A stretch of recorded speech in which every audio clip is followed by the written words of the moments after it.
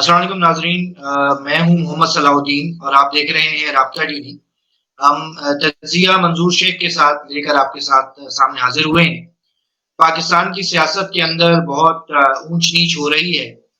एक तरफ तो वज़ीर-ए-आज़म की ऑडियोज़ लीक हो रही हैं, दूसरी तरफ हमारे वज़ीर ख़ज़ाना मिफ्ताह इस्माइल साहब की जगह इसहाक डार को बनाया जा रहा है और तीसरी तरफ इमरान खान साहब ने इंदिया दिया है कि वो पार्लियामेंट में वापस आ सकते हैं, अगर उनकी कुछ शराइत को तस्लीम किया जा सके। लेकिन सबसे पहले हम बात करते हैं वज़ीर ख़ज़ाना की तब्दीली के हवाले से और इसहाक डार साहब अब वज़ीर-ए-आज़म शहबाज शरीफ के साथ आज पाकिस्तान आ रहे हैं और खबरों में है कि कल यानी मंगल के दिन वो बतौर मेंबर सेनेट हलफ उठाएँगे और उसके साथ ही वो वज़ीर ख़ज़ाना का भी हलफ उठाएँगे।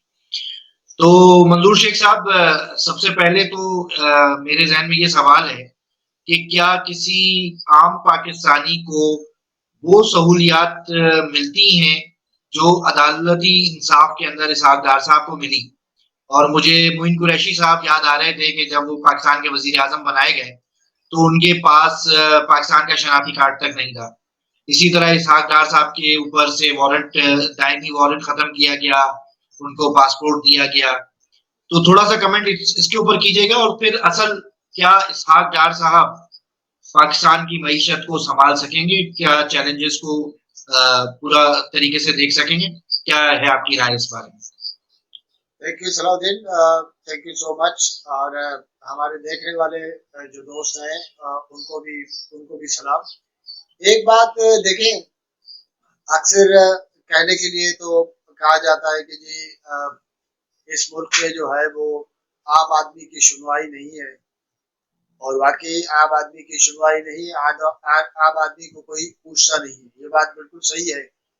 और दूसरी बात है कि दुनिया जहान में हर रियासत में, हर मुल्क में जो है ना, ये जो रूलिंग एलिट्स होते हैं, उनको बहरहाल आपको पता है कि पर्क्स होती हैं। और कहने की हद तक तो ठीक है कि सारे इंसान बराबर हैं और कानून की नज़र में, लॉ की नज़र में सारे लोग बराबर हैं। लेकिन प्रैक्टिकली जो है, ये बात बिल्कुल भी सही नहीं है, दुनिया में कहीं भी सही नहीं। हमारे जैसे माशरों में जाहिर है कि जो रूलिंग एलीट है, उसमें न सिर्फ वो जो लोग हुकूमतें करते हैं, अपोजिशन में होते हैं या पार्लियामेंट में होते हैं, आपके अफसरशाही देखें, आपके मिलिट्री ऑफिसर्स देखें, इवन पॉलिटिकल पार्टी, छोटी पॉलिटिकल पार्टी होगी और वो बंदा एक यूनियन काउंसिल भी नहीं जीत सकेगा, तो उसको भी बहरहाल एक स्पेशल किस्म का स्टेटस हमारी सोसाइटी में रहता ही है। और दूसरी बात यह है कि हमारी जैसी पॉलिटिक्स जो है जिस किस्म की, उसमें दो चीजें बड़ी इंपॉर्टेंट है। एक बात तो ये है कि इंफॉर्मेशन को हमने इतना अपने मफाद में मिक्स कर डाला है, एक ऐसा मुरब्बा बनाया है कि जो रियल जो एलिमेंट्स हैं वो पता नहीं चलते। अब मिसाल जी। के तौर पे यही अदालतें जो है वो, उनके लिए परसेप्शन ये भी है कि वो इमरान खान को भी सहूलत दे रही हैं। हुँ। तो नून वाले ये कह सकते हैं कि जी इमरान खान को सहूलत है, तो हमने क्या जी। कसूर किया, हमने क्या कसूर किया। लेकिन मुस्लिम लीग नून या इसहाक डार वाले इन केसेस में या नवाज शरीफ के केसेस में हमें पता है कि बिल्कुल इंडिपेंडेंटली इम्पार्शली सोचें, तो उसमें जाहिर है कि एक बहुत बड़ा पॉलिटिकल पहलू तो था ना। अभी तक जी। लोग कहते हैं कि जी एक सिटिंग प्राइम मिनिस्टर को आपने इसलिए हटा दिया था कि जी उन्होंने अपने बेटे से 10,000 रुपए नहीं लिए थे, लिए हक भी लिया। नहीं थे और डिक्लेयर भी नहीं किए हुए थे। वो कह सकता है कि भाई मैंने लिए ही नहीं तो यार डिक्लेयर क्यों करूं। ठीक है। क्यों करूँ? सही है। तो आप, ये साइड्स भी हैं। और हमारे दायरे के इदारे जब इंडिपेंडेंट होंगे और जो कंसेप्ट या जो परसेप्शन हम चाहते हैं, उस वक्त तो आप थोड़ी बहुत तवक्को कर सकते हैं कि कानून और अदालतों के सामने सारे लोग बराबर हों। ठीक है। लेकिन इस सूरत हाल में मैं नहीं समझता, और न ही हमें ये कोई खुशफहमी होनी चाहिए कि हमारी जैसी सोसाइटीज में ये आला तरीन परसेप्शन जो है, ख्याल है, कभी अमली रूप अख्तियार कर सकता है, सही, बशर्ते कि सही, यहाँ पे बहुत बड़ी तब्दीली आए। तो इसको हुँ, तो आप कहने की हद तक तो ठीक है, लेकिन सही। Practically not possible. उसके अलावा तो दूसरी जो आपने बात की वो इसहाक डार के हवाले से है। और इसहाक डार के हवाले से तो आपको पता है कि काफी अरसे से मुल्क में ये चीजें चल रही थी कि जी डार साहब वापस आएंगे, वापस आएंगे। और हाँ, डार साहब के केसेस में भी बहुत सारी चीजें ऐसी अभी भी क्या हुआ है, अभी भी ये हुआ है कि उन्होंने कहा है कि जी आप मुझे उतरते ही गिरफ्तार न करें, मुझे अदालत में तो पहुंचने दें। तो सही है। मेरे ख्याल में कि ये डिमांड जो है वो ऐसा कोई नामुनासिब भी नहीं था। इमरान खान साहब ने बहुत सारे मुस्लिम लीगियों के ऊपर ऐसे केसेस बनाए हैं कि अब मुखालफिन भी कहते हैं कि यार ये जाती थी। राना सनाउल्लाह को के पीछे क्यों क्या हुआ, एहसन इकबाल के पीछे क्या हुआ, तो एक लंबी कहानी है। सियासत को साइड पे हाँ, रखें। डाकघर के हवाले से तकरीबन मैं समझता हूँ 5-6 चीजें बड़ी इंपॉर्टेंट है जो जेहन में रखने की जरूरत है। नंबर वन तो पहली बात यह है कि एक मैं इसको समझता हूँ कि एक ये अरेंजमेंट है कुछ इस टाइप का कि जो डायरेक्ट नवाज शरीफ की कैंप और हमारे जो मुक्तदर हल्के हैं उनके बीच में कोई अरेंजमेंट जो है वो कोई तय हुआ है। अब इसके सही, तफसीलात आपके सामने आएंगे। डार साहब की वापसी मेरे ख्याल में एक बहुत बड़ा इंडिकेटर है इस हवाले से।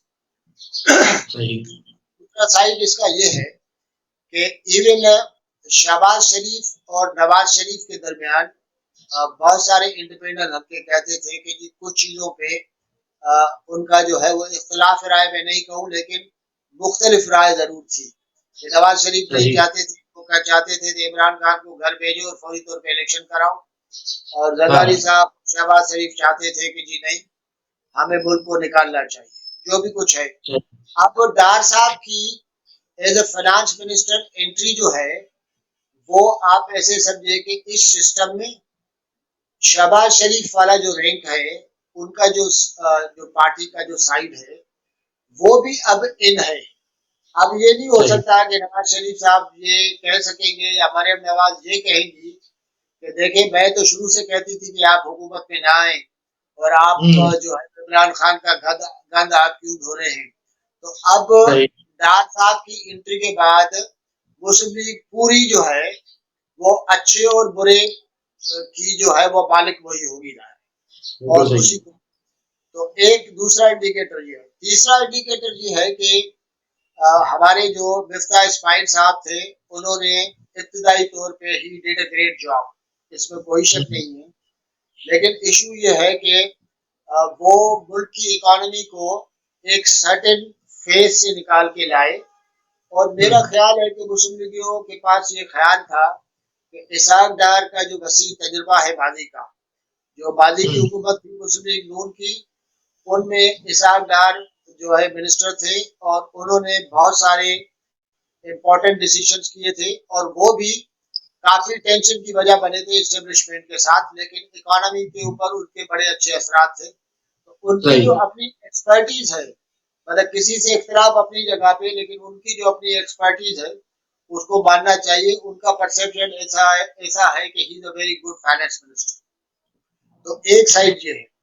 उसके अच्छा। अलावा इसके अलावा जो है वो मुल्क की इकोनॉमी आपको बेहतर तो चाहिए ना। हुँ, तो हुँ, आपको और मुझे सिर्फ नहीं चाहिए, आम आदमी को भी चाहिए, हुकूमत को भी चाहिए और हमारी इस्टेब्लिशमेंट को भी चाहिए। सही, तो जाहिर है कि इस टाइप की कोई भी एफर्ट हो तो वो हाँ, एफर्ट जो है वो इस तनाजुर में भी देखने की जरूरत है। उसके अलावा एक चीज और इम्पोर्टेंट है कि ये खुद इमरान खान के लिए एक बहुत बड़ा इंडिकेटर है हुँ, कि हुँ, खान साहब आप अब हमें काम करने दें और हुँ, आपके लिए फौरी तौर पे इलेक्शन नहीं आ रहा।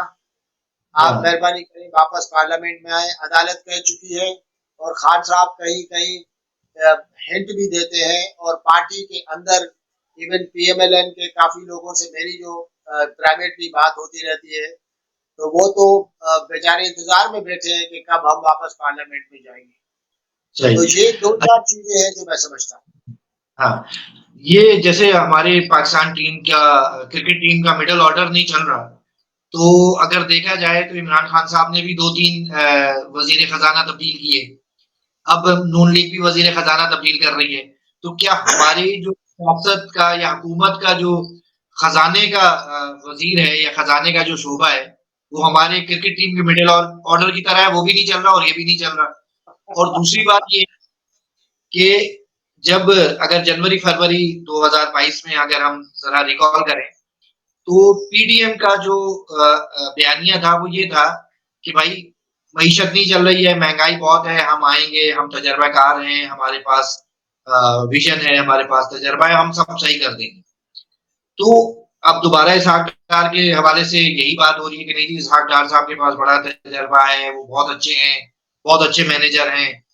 तो ये फिर एक और ट्रक की बत्ती है या क्या? इन दोनों बातों को कैसे कमेंट करेंगे आप? देखिए सलाउद्दीन, एक बात यह है कि पाकिस्तानी मईशत में जो है वो जिस टाइप का जिलजिला था या जिस टाइप का सैलाब था, वो इसी टाइप का ही था जो इस वक्त सिंध और बलूचिस्तान में है। ये बात तो बहुत क्लियर कट है।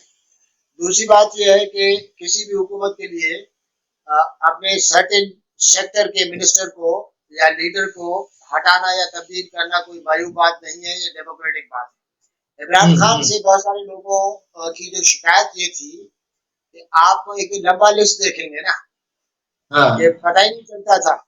चले, अब ये है कि इसहाक डार हमें पता है कि आया कहाँ से है और उसके बैकग्राउंड का पता है, तो हाँ। हम ये एक्सपेक्ट कर सकते हैं। लेकिन हमारी बेसिक ख्वाहिश तो ये है ना कि इस मुल्क की इकोनॉमी बेहतर हो। इमरान खान के जो सारे फाइनेंस मिनिस्टर थे, आपको पता है कि कुछ तो थे बाहर जिनका ताल्लुक होता था। हफीज शेख साहब हाँ। आपके सामने हैं।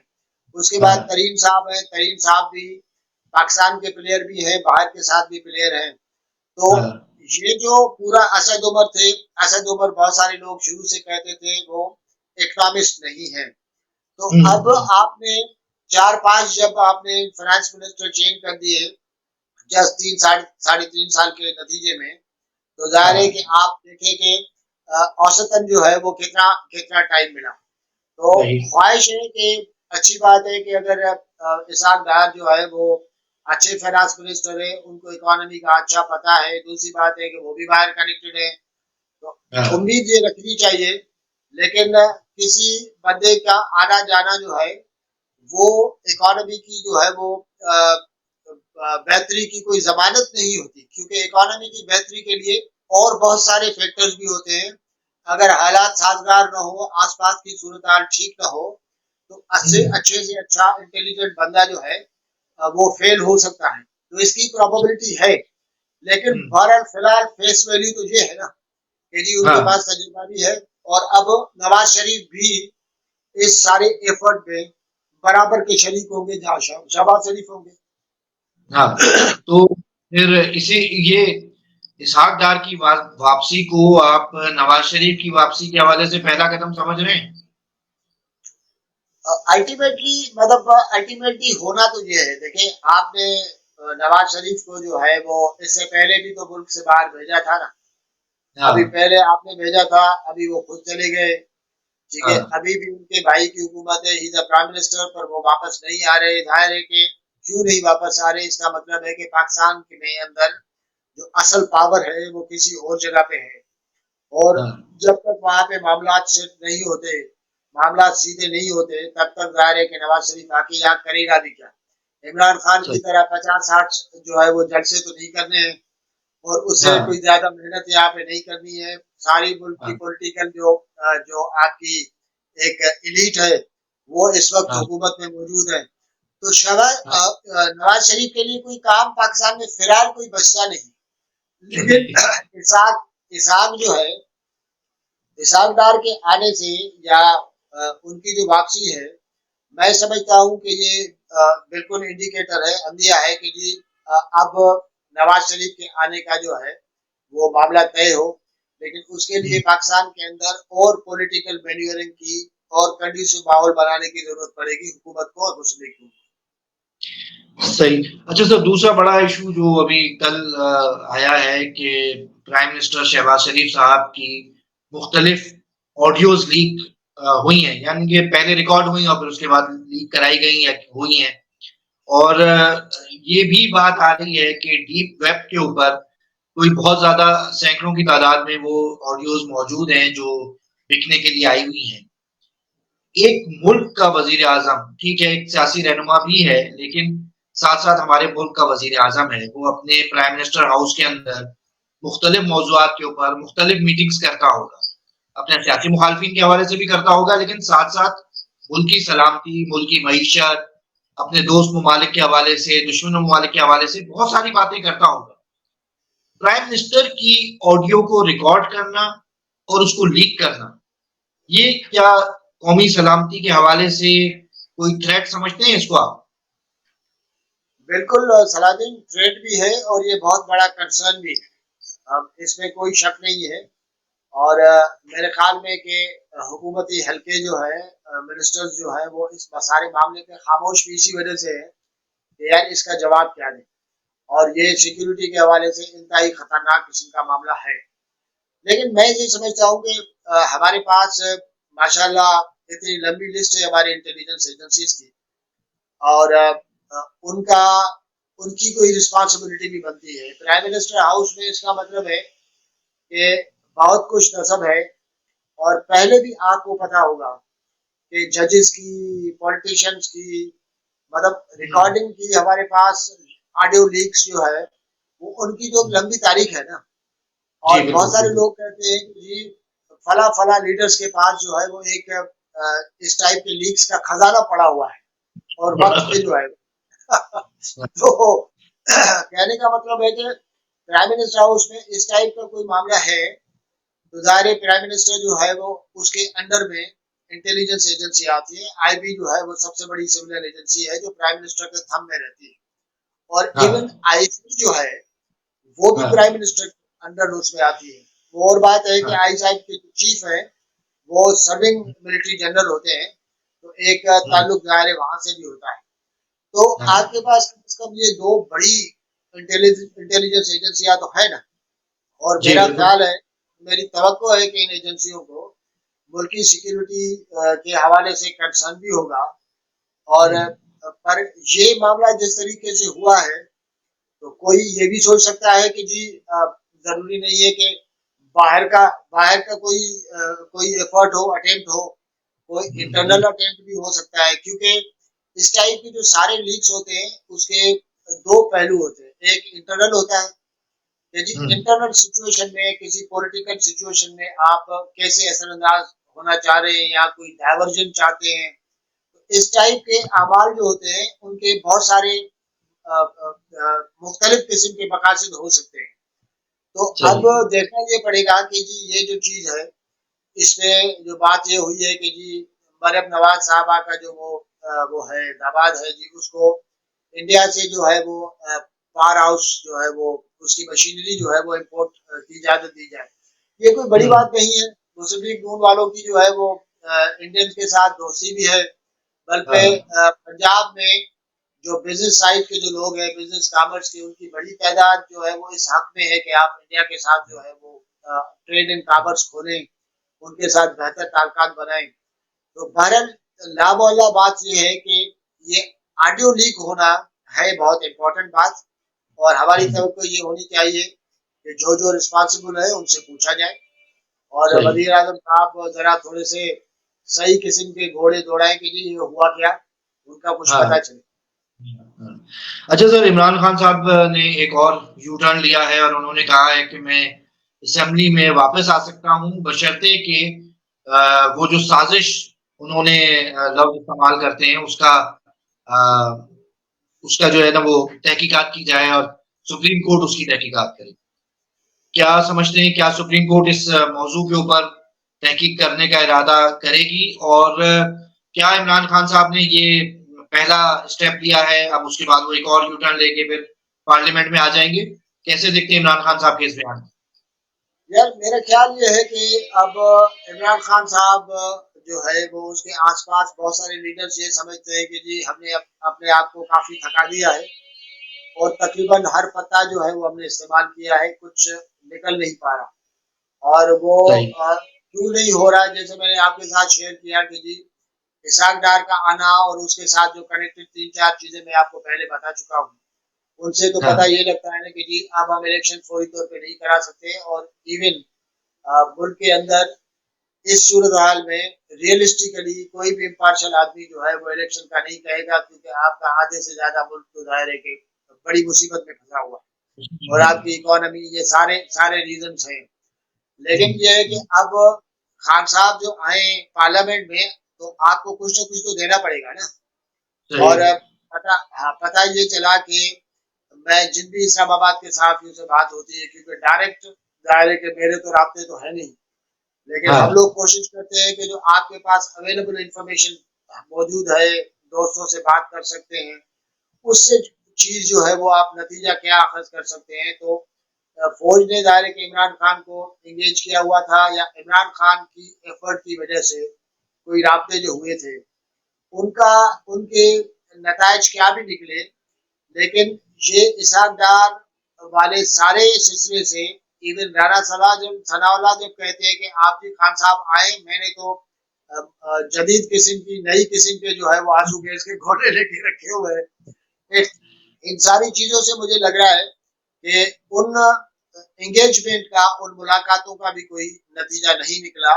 एटलीस्ट इमरान खान को मैसेज ये गया कि जी फिलहाल आपको इलेक्शन नहीं दिया जा सकता और ये आपका नहीं माना जा सकता। तो उसके बाद ऑप्शन क्या है? ऑप्शन ये है कि अभी वो 50 से ज्यादा जो है शायद वो जलसे कर चुके हैं।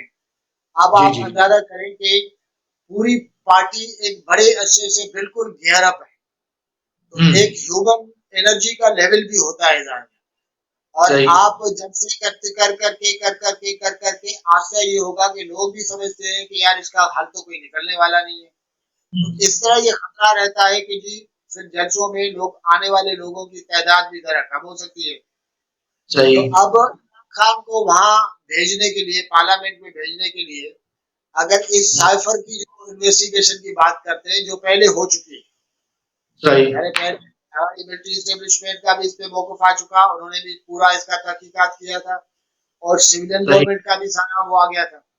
अब वो अदालत से तहकीकात करना चाहते हैं, तो इसमें हद क्या है? जैसे किसी जज को आप बना दे और इमरान खान साहब आ जाए, पार्लियामेंट में आ जाए, तो उसको कुछ ना कुछ तो आपको देना पड़ेगा ना। तो आप नहीं ऑफर कर रहे हैं तो वो खुद ही कर रहे हैं, आप नहीं ऑफर कर रहे हैं तो वो खुद ही कर रहे हैं। सही।